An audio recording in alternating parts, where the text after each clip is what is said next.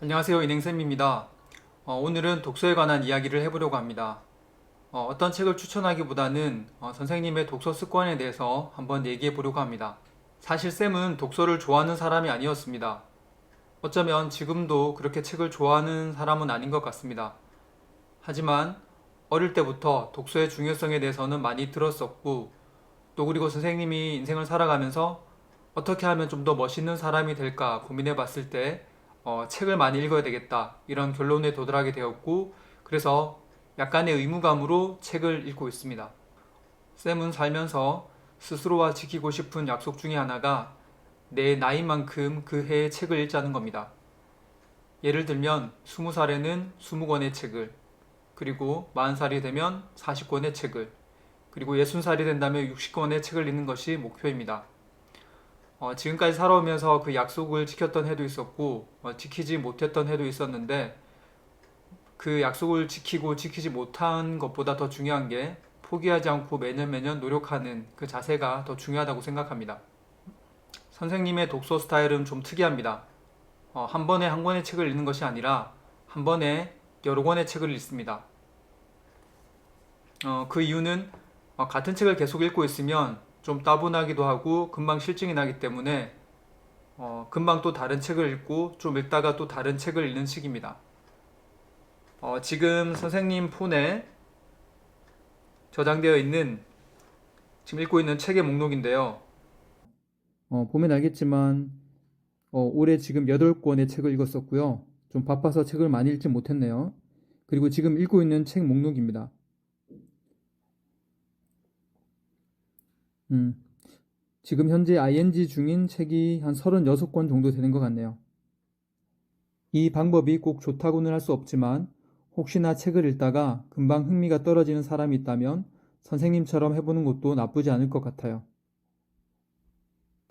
책 읽는 습관을 만들기 위해서 여러분들에게 몇 가지 도전하고 싶습니다.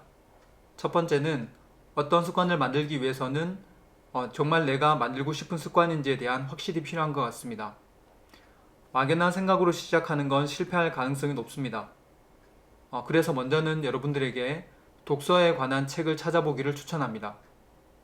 독서가 얼마나 의미 있는 활동인지, 그리고 어떻게 독서를 하는 것이 나에게 더 큰 도움이 되는지, 일단 그런 정보부터 얻고 독서를 시작하는 게 좋을 것 같습니다.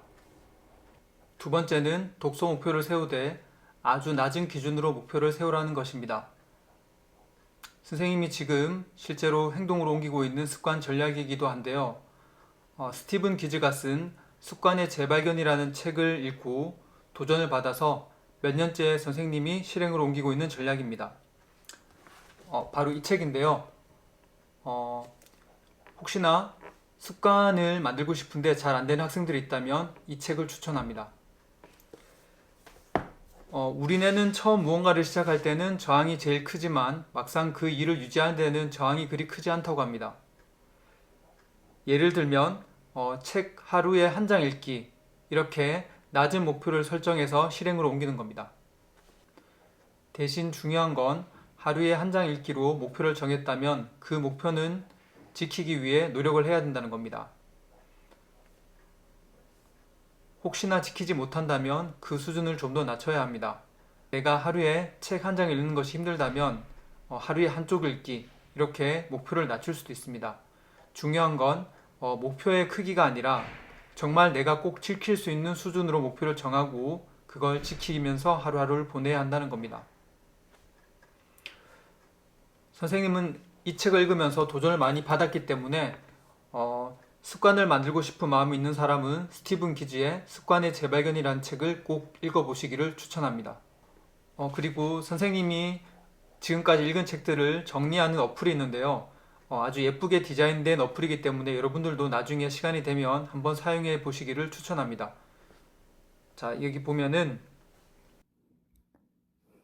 일단은 선생님이 2022년도에 읽었던 책들이 쭉 나와 있어요.